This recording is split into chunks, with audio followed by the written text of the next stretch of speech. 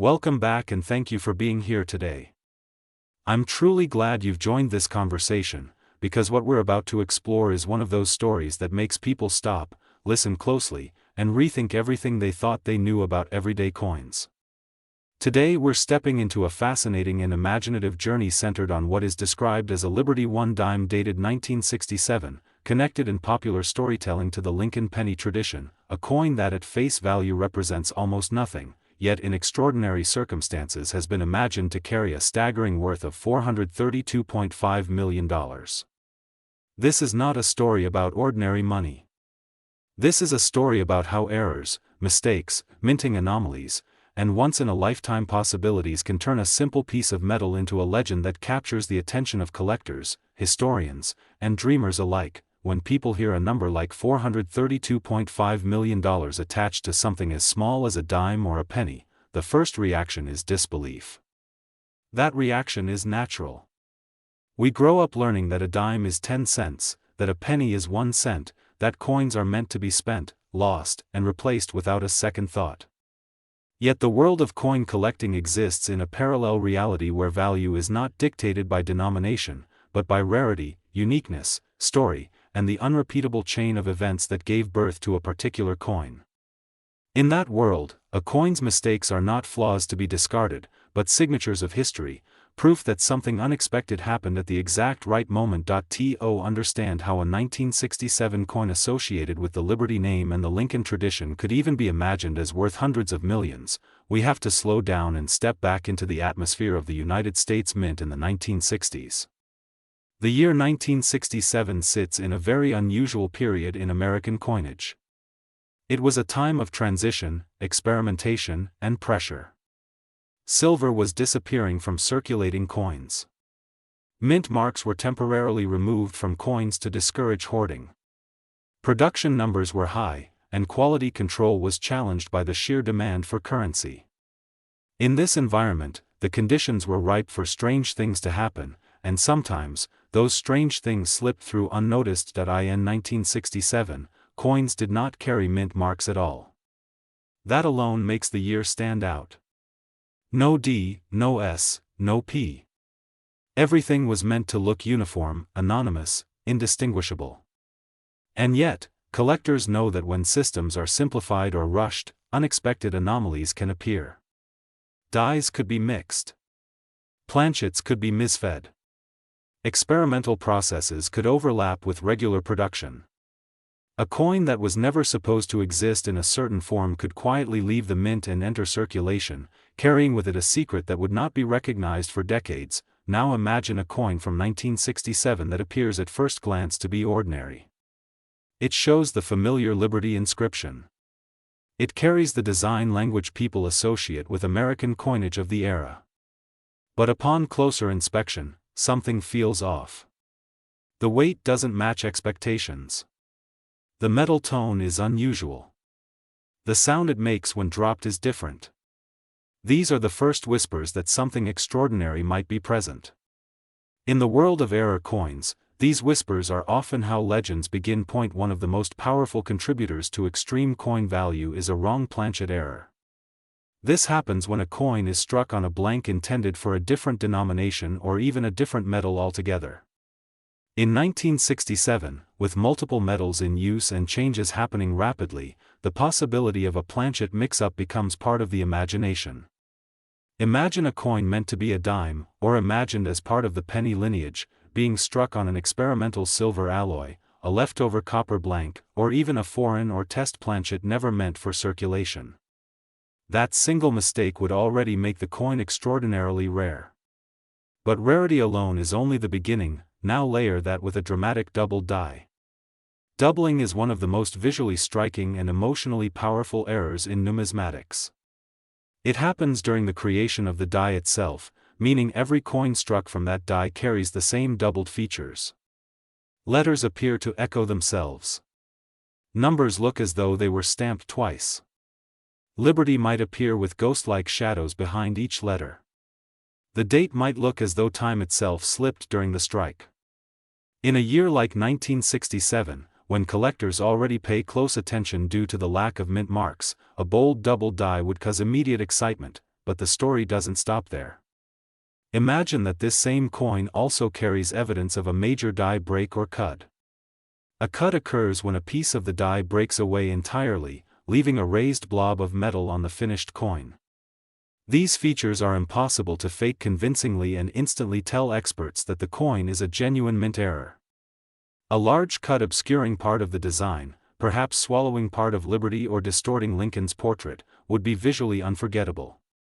And when such an error exists on a coin already struck on the wrong metal with a double die, the odds of another identical example existing drop to near zero. In the imagination of collectors, this is where the coin begins to transform from a rare error into a singular artifact. Something that does not just belong in a collection, but in a museum. Something that historians debate, metallurgists analyze, and auction houses whisper about behind closed doors. At this level, value is no longer measured by price guides or recent sales. It is measured by desire, by competition, by the human need to possess something that no one else can ever have. Another layer of intrigue comes from strike-through errors. These occur when a foreign object, such as grease, cloth fibers, metal shavings, or debris, gets trapped between the die and the planchet at the moment of striking. The result is a coin with strange textures, missing details, or unexpected impressions. If a 1967 coin displayed a clear, dramatic strike-through pattern in addition to its other anomalies, it would add yet another chapter to its story. Each error is like a sentence in a narrative written by chance and machinery, and the longer and more complex the story, the greater the fascination. Collectors also imagine misaligned dies and rotated dies contributing to the legend. A misaligned die causes one side of the coin to be struck off-center, creating uneven borders and distorted spacing. A rotated die causes the reverse of the coin to be turned relative to the obverse. Either error alone can be collectible. Together, and combined with wrong metal, double dies, and die breaks, they create something that almost defies explanation. A coin like this would not just be rare, it would be educational, a physical record of multiple failures occurring simultaneously within the minting process. Condition plays an enormous role as well. Most error coins enter circulation and are quickly damaged, worn, or lost. But imagine this legendary 1967 coin surviving in near-perfect condition. Perhaps it was set aside by someone who noticed it was unusual but did not understand why. Perhaps it sat in a drawer for decades, untouched, protected from wear. A high-grade example of a multi-error coin multiplies its desirability beyond measure. Collectors know how difficult it is to find even common coins from the 1960s in pristine condition, let alone one with multiple catastrophic mint errors. As the story spreads, people begin to imagine how such a coin would be discovered. It might appear at an estate sale, mixed in with ordinary change.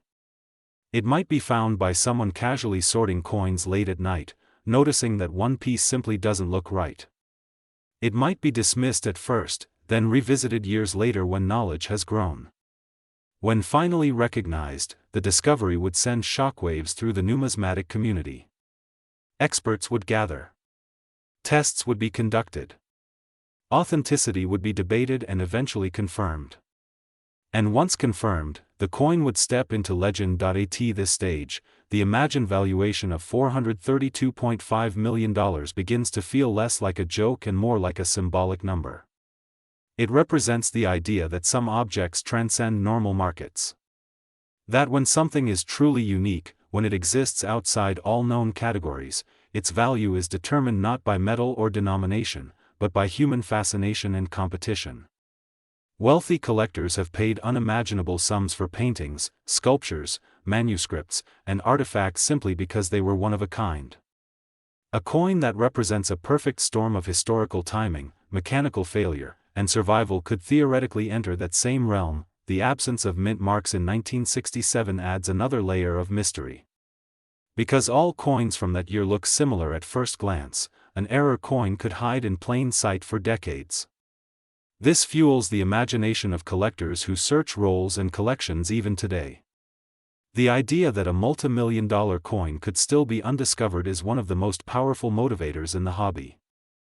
Now my dear, I'm truly glad you've joined this journey, because what we're about to explore goes far beyond what most people ever imagine when they think about coins, pocket change, or small pieces of metal passed from hand to hand every day. Today's story revolves around an object that seems ordinary, almost forgettable at first glance, yet carries with it an astonishing narrative of rarity, mistakes, minting mysteries, and unbelievable possibilities. We are talking about a 1980 coin connected in popular imagination to the idea of a Liberty 1 dime and the Lincoln penny tradition of American coinage, a piece that in its normal form would be worth just a few cents, but under extraordinarily rare circumstances has been imagined and discussed as being worth as much as $614 million. An amount so large it forces us to stop and reconsider everything we think we know about value, from the moment you hear such a number. Connected to something so small, curiosity naturally takes over. How could a coin meant for everyday use ever reach a value so far removed from its face value? How could a piece of metal, minted in the millions, become something so rare that collectors, historians, and dreamers alike would talk about it in hushed tones? The answer lies not in what the coin was supposed to be, but in what could have gone wrong during its creation, and how those mistakes, errors, and anomalies could transform it into something completely unique. To understand this, imagine the environment of the United States Mint in 1980. Machines were running at high speed, striking thousands of coins per hour. Dies were being installed, removed, repaired, and replaced. Planchets were moving through chutes, hoppers, and feeders in endless streams. Human beings monitored the machines, adjusted settings, corrected jams, and sometimes made small mistakes under pressure. In such an environment, perfection was the goal, but perfection was not always achieved. And when perfection failed in just the right way, something remarkable could be born. The year 1980 sits at an interesting point in modern American coinage. It was a time when older minting traditions overlapped with newer technologies. The Lincoln cent was already a long-established symbol of American money, with the word liberty proudly displayed beside Abraham Lincoln's portrait. At the same time, dimes, including those minted in Denver with the D mint mark, were being produced in vast quantities. In the imagination of collectors and storytellers, these worlds sometimes overlap, creating narratives about coins that blur categories, coins that seem to carry the spirit of liberty, the familiarity of Lincoln, and the unexpected identity of a dime-sized or dime-related anomaly. In its most ordinary form, a 1980 coin would never attract attention. It would pass unnoticed through countless hands, dropped into cash registers, vending machines, tip jars, and change drawers. But the magic of numismatics lies in the exceptions. Somewhere among millions of coins, a few might leave the mint carrying something extra, something wrong, something impossible. And it is those impossibilities that fuel stories of extreme value. One of the most powerful contributors to extraordinary value is the presence of multiple mint errors occurring on the same coin. A single error can be interesting. Two errors can be exciting. But a cluster of rare errors layered together on one coin pushes it into legendary territory. Imagine a 1980 coin that shows a dramatic double die effect, where the letters in Liberty appear twice, offset just enough to be clearly visible. Imagine the date showing strong doubling, each number appearing shadowed and stretched. Double dies occur during the creation of the die itself, meaning every coin struck by that die carries the same mistake. But what if that die was quickly removed, destroyed, or corrected, leaving only one or two surviving examples? That rarity alone would ignite the interest of collectors. Now add a mint mark error. The D mint mark, intended to identify the Denver Mint, was applied manually to dies during that era. That manual process opened the door to repunched mint marks, tilted punches, doubled punches, and even misplaced mint marks. Imagine a coin where the D appears doubled, or where remnants of an earlier punch remain visible beneath it. Imagine a D that looks malformed, stretched, or partially missing. Mint mark errors are especially prized because they directly tie the coin to a specific place and moment in minting history. When something goes wrong with a mint mark, it becomes a fingerprint of human involvement in an otherwise mechanical process, but the story grows even more fascinating when we consider planchet errors. A planchet is the blank disc that becomes a coin when struck by dies. If the wrong planchet enters the press, the result can be astonishing. Imagine a 1980 coin intended to be a cent or dime being struck on a planchet meant for a completely different denomination, or even for a foreign coin. The size, thickness, and metal composition would all be wrong. The coin might appear lighter or heavier than expected. It might sound different when dropped. It might show incomplete details because the dies were not designed for that planchet. Wrong planchet errors are among the most dramatic and valuable in the hobby, because they represent a fundamental breakdown in the minting process. Another layer of intrigue comes from off-center strikes. These occur when the planchet is not properly seated between the dies. The result is a coin where part of the design is missing, shifted, or cut off. A minor off-center strike is collectible. A major off-center strike, especially one that still shows the date and mint mark, is rare and valuable. Imagine a 1980 coin struck so far off-center that Lincoln's face appears only partially, or where the word Liberty is cut in half, floating near the edge of the coin. Such a piece would immediately stand out to anyone examining it. Die cracks and die breaks add yet another dimension. As dies wear out, they can develop cracks. These cracks transfer to the coin as raised lines. In extreme cases, pieces of the die break away entirely, creating what collectors call cuds, raised blobs of metal where part of the design should be. A large cud can obscure letters, distort images, and make the coin look almost melted. A dramatic cud on a 1980 coin would already be exciting. Combined with other errors, it would be extraordinary. Then there are strike-through errors, where foreign material gets caught between the die and the planchet during striking. Grease, cloth fibers, metal shavings, or other debris can leave strange impressions on the coin. These impressions can be shallow or deep, smooth or textured. A strike-through that leaves a clear, identifiable pattern is highly collectible. Imagine a coin where a thin strip of material ran across the surface during striking, leaving a long, mysterious line through the design. Such a mark tells a story of a split second in the mint when something went wrong. Now imagine all of these errors appearing together on a single 1980 coin.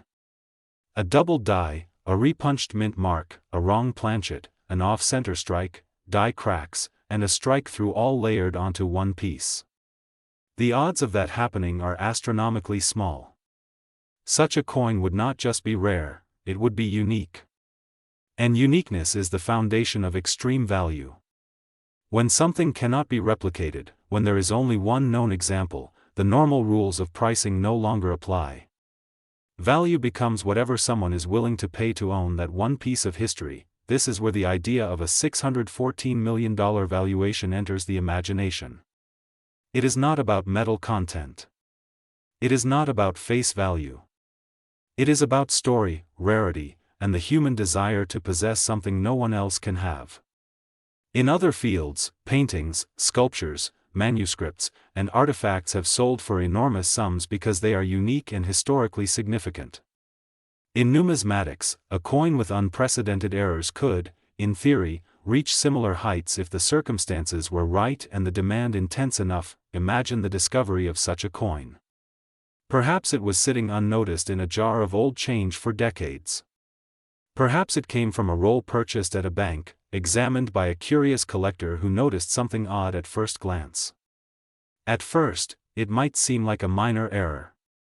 But under magnification, more anomalies appear. The collector's excitement grows with each new discovery. Eventually, the coin is shown to experts, graders, and researchers. Each one confirms that what they are seeing is real, unprecedented, and deeply puzzling. The coin becomes the subject of intense study. Metallurgical tests reveal unusual composition. Die state analysis shows patterns never documented before. Mint records are examined, looking for any hint of how such a coin could have been produced. Discussions spread through the collecting community. Forums buzz with speculation. Rumors circulate. News outlets pick up the story. The coin becomes famous not just among collectors, but among people who had never cared about coins before.